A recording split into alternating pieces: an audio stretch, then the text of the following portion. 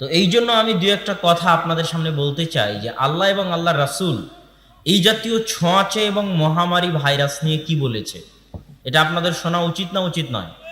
উচিত।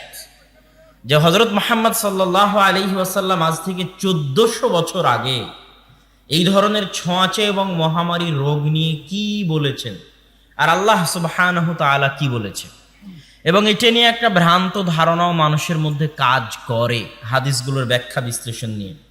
তো প্রথমত আমি 3টা হাদিস আপনাদের সামনে পেশ করি।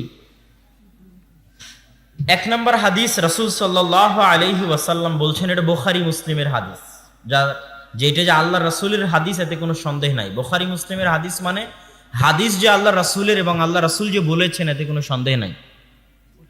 আব্বুর ভাষায় আমাবস্যার রাতে চাঁদ উঠতে পারে, উঠে না, সুয়ের ছিদ্র দিয়ে ফাল ঢুকতে পারে, ঢুকে না, আম গাছে জাম ধরতে পারে, ধরে না, এগুলো অসম্ভব যদি সম্ভব হয়েও যায় তবুও বুখারী মুসলিমের হাদিস মিথ্যা হয়ে যাবে, এটা অসম্ভব।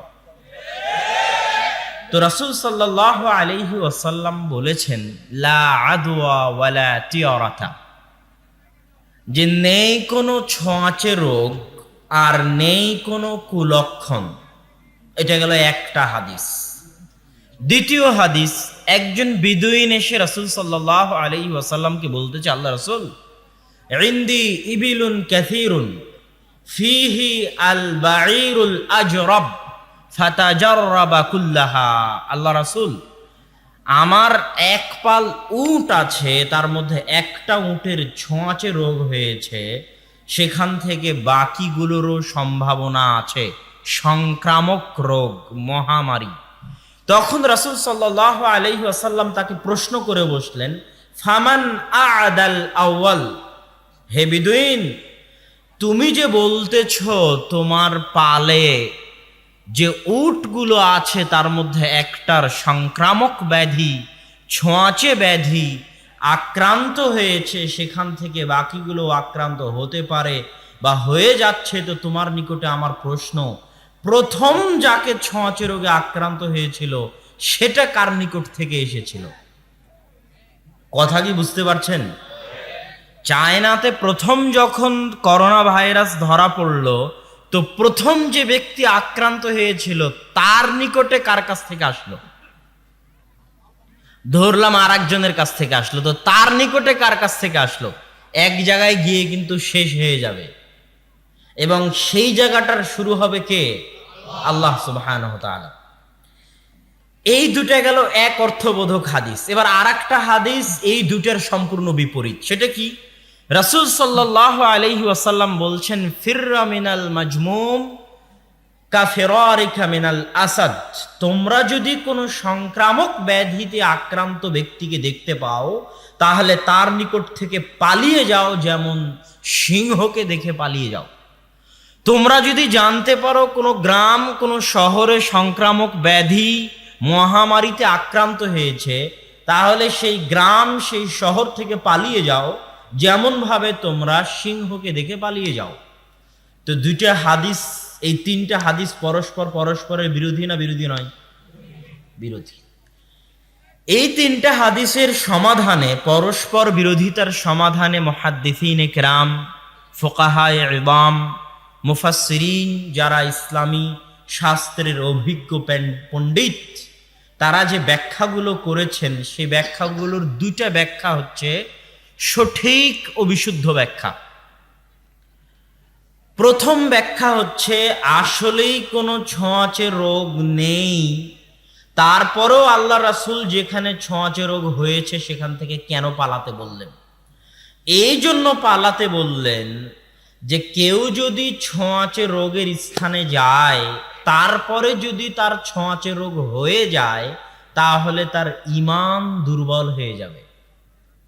যে কোথায় হাদিস শুনেছিলাম ছোঁয়াচে রোগ নাই, অথচ আমি তো এই শহরে আসলাম, এসে আমাকে ছোঁয়াচে রোগ আক্রান্ত করলো, তাহলে তো অবশ্যই ছোঁয়াচে রোগ আছে, আল্লাহ রাসূলের হাদিস মিথ্যা। তাহলে এইভাবে তার ঈমান দুর্বল হয়ে যাবে। এই জন্য নিজের ঈমান যেন দুর্বল না হয়, এই জন্য সে ছোঁয়াচে রোগে আক্রান্ত কোনো শহর, কোনো ব্যক্তি, কোনো গ্রামের পাশে সে যাবে না। এই ব্যাখ্যা করেছেন হাফিজ ইবনে হাজার আসকালানী। এটা মোটামুটি চলে। আর এখন সবচেয়ে বিশুদ্ধ যেটা ব্যাখ্যা সেটা এখন বলবো, সেটা হচ্ছে যে প্রত্যেক যে ব্যক্তির ওই ভাইরাস আক্রান্ত হচ্ছে, সেটা ছোঁয়াচের মাধ্যমে আক্রান্ত হোক আর যে মাধ্যমে আক্রান্ত হোক, আল্লাহর অনুমতি ছাড়া আক্রান্ত হওয়া সম্ভব নয়।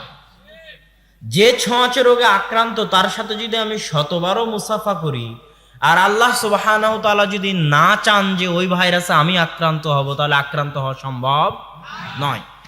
আর যদি আমি ওই শহর, ওই গ্রাম, ওই ছোঁয়াচে ব্যক্তির নিকটে নাও যাই, তারপরেও যদি আল্লাহ চান আমাকে ওই ছোঁয়াচে রোগ দিয়ে আক্রান্ত করবেন, তাহলে চীনের প্রথম করোনা ভাইরাসে আক্রান্ত ব্যক্তিকে যেভাবে আক্রান্ত করেছিলেন, আল্লাহ চাইলে আমাকে ওভাবেই আক্রান্ত করতে পারেন। তো এটা হলো সবচেয়ে সঠিক এবং বিশুদ্ধ ব্যাখ্যা। তবে ইসলাম সবসময় মানুষকে বলে সে যেন সাধ্য অনুযায়ী পরিষ্কার পরিচ্ছন্নতা অবলম্বন করে, কোনো ভাইরাসের ভয়ে নয়। স্বাভাবিক একজন মুসলমানের স্বাভাবিক জীবন হবে পরিষ্কার পরিচ্ছন্ন। পবিত্রতা এবং পরিচ্ছন্নতা ঈমানের অর্ধেক। এবং একটি সালাত, দিনে 5 বার সালাত আদায় করার জন্য একজন মুসলমানকে যতটা পবিত্র হওয়া লাগে, পৃথিবীর খুব কম ধর্ম আছে যত ধর্মের ইবাদত করতে এতবার পবিত্র হওয়া লাগে। যে জায়গায় সালাত আদায় করতেছেন ওইটা পবিত্র কিনা সেটা দেখতে হয়। যে জামা গায়ে দিয়ে সালাত আদায় করতেছেন ওটা পরিষ্কার এবং পবিত্র কিনা সেটা দেখতে হয়। আপনার শরীর পবিত্র এবং পরিষ্কার কিনা সেটা দেখতে হয়। যদি বড় অপবিত্রতা থাকে তাহলে গোসল করতে হয়, যদি ছোট অপবিত্রতা থাকে তাহলে অজু করতে হয়। এই ধরনের সার্বিক পরিষ্কার পরিচ্ছন্ন, স্থানের পরিষ্কার পরিচ্ছন্ন, জামা কাপড়ের পরিষ্কার পরিচ্ছন্ন এবং শরীরের পরিষ্কার পরিচ্ছন্নতার মাধ্যমে একটা সালাত শুরু হয়। আর করোনা ভাইরাসের মতো ভাইরাস কোনো মানুষ যদি দিনে 5 বার অজু করে, তো করোনা ভাইরাসের মতো ভাইরাস ওই মানুষের শরীরে জায়গা দখল করতে পারবে না, কোনো মতেই পারবে না।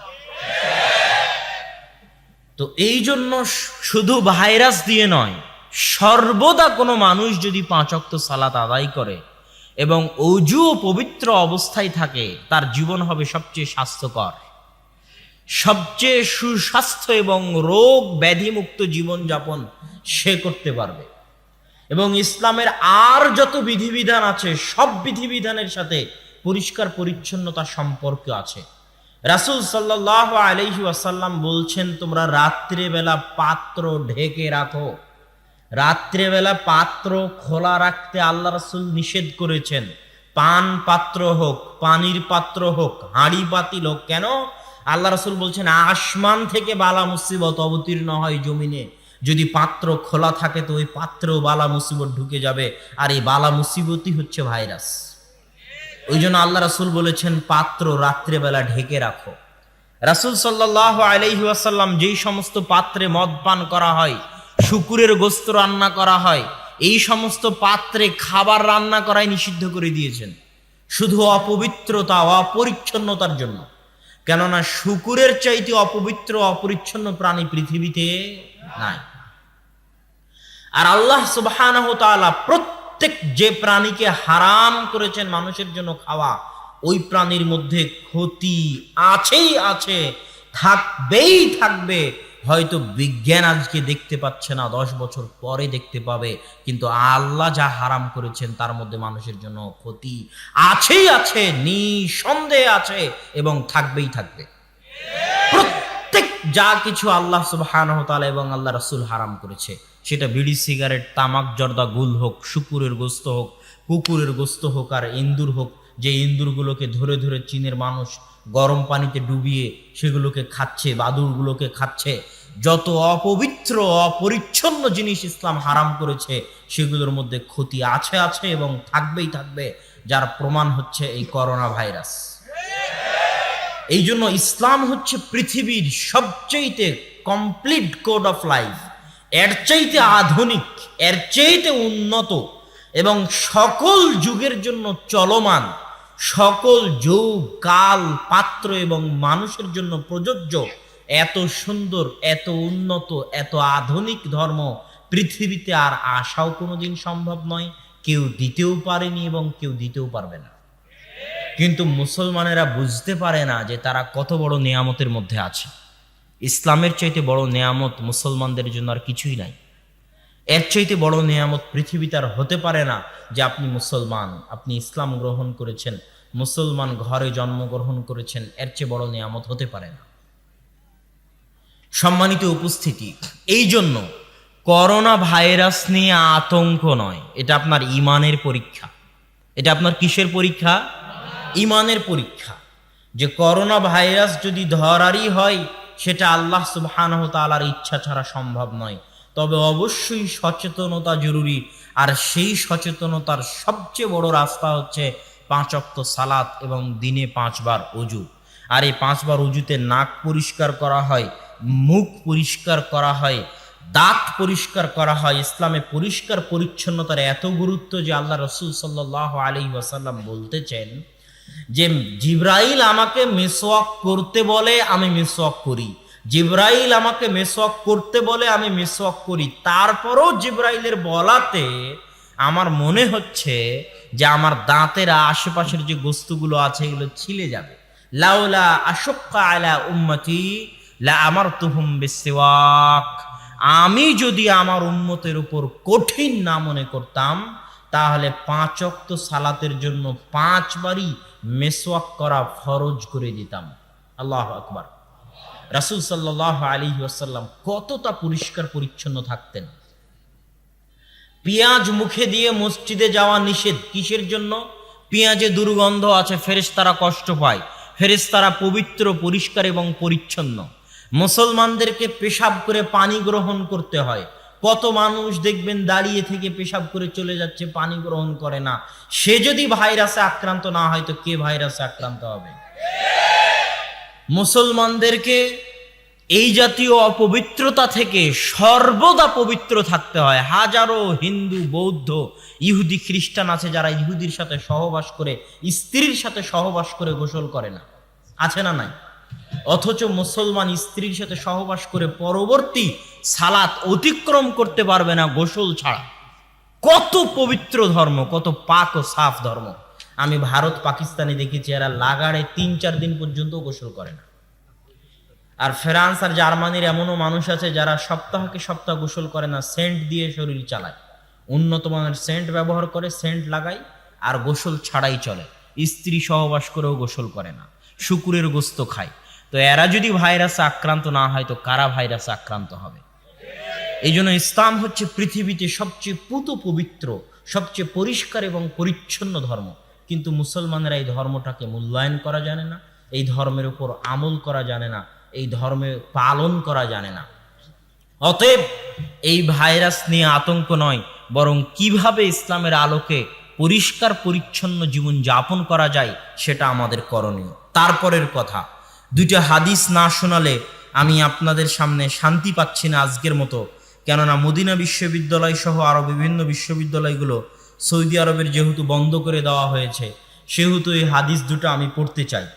রাসূল সাল্লাল্লাহু আলাইহি ওয়াসাল্লাম বলছেন, এটাও বুখারী মুসলিমের হাদিস, আলা আনকাবিল মদিনাহ মালাইকাতুন লা ইয়াদখুলুহা আত-তাউন ওয়ালা দাজ্জাল।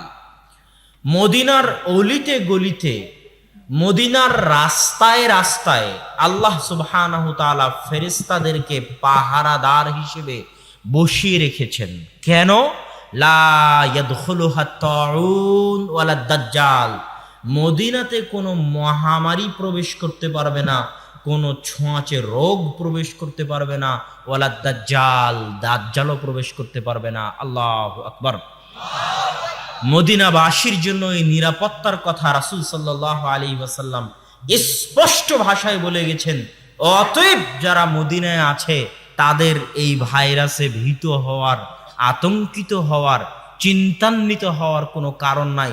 বুখারী মুসলিমের হাদিস, আল্লাহর রাসূল বলে গেছেন মদিনার অলিতে গলিতে, মদিনার রাস্তায় রাস্তায় ফেরেশতা পাহারাদার আছে।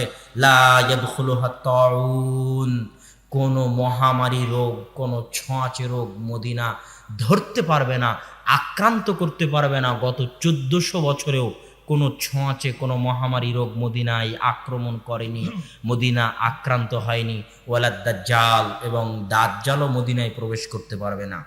আর এক হাদিসে আয়েশা রাদিয়াল্লাহু তাআলা আনহা বলছেন, রাসূল সাল্লাল্লাহু আলাইহি ওয়াসাল্লাম বলেছেন, আল্লাহুম্মা হাব্বিব ইলাইনাল মাদিনা, হে আল্লাহ, মক্কাকে যেমন তুমি আমাদের জন্য ভালোবাসার বস্তুতে পরিণত করে দিয়েছো, তেমনি মদিনাকে আমাদের জন্য ভালোবাসার বস্তুতে পরিণত করে দাও। ওয়াসাহহিহা লানা, আর মদিনাকে আমাদের জন্য সুস্বাস্থ্যের করে দাও। ওয়া বারিক লানা ফি সাইহা ওয়া মুদ্দিহা, মদিনার খাবার দাবার, মদিনার পাত্রে, পান পাত্রে, খাবার পাত্রে তুমি বরকত দান করো। ওয়ানকুল হুম্মাহা ফাজআলহা ফি জুহফা, আর মদিনায় যে রোগ ব্যাধি আছে, ছোঁয়াচে মহামারী রোগ আছে, তাকে তুমি মদিনা থেকে তুলে নিয়ে গিয়ে অন্য জায়গায় দিয়ে দাও, এবং মদিনাকে এই ছোঁয়াচে মহামারী রোগ থেকে মুক্ত করে দাও।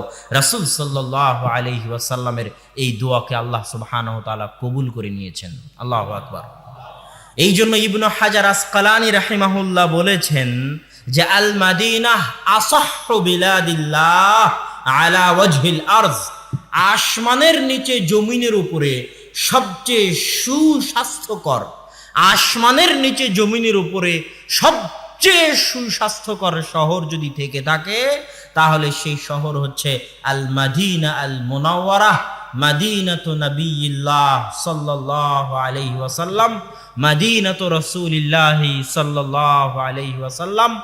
আসমানের নিচে জমিনের উপরে সবচেয়ে সুস্বাস্থ্যকর শহর হচ্ছে মদিনা, আসমানের নিচে জমিনের উপরে সবচেয়ে সুস্বাস্থ্যকর শহর হচ্ছে মদিনা, যেখানে দাজ্জালও প্রবেশ করবে না, মহামারীও প্রবেশ করবে না, করোনা ভাইরাসও প্রবেশ করবে না।